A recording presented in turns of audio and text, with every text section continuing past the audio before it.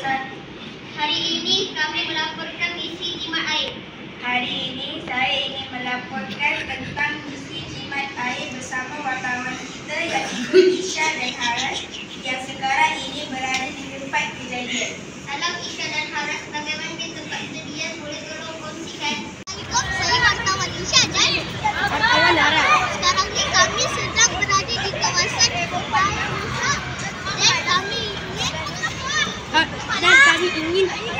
Interview orang yang berada di kawasan ini.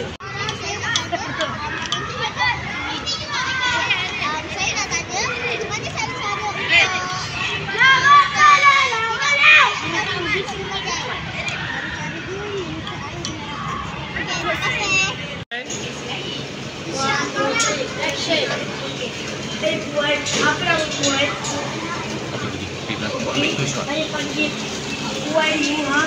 Okey, apa kepentingan untuk menyimpan air?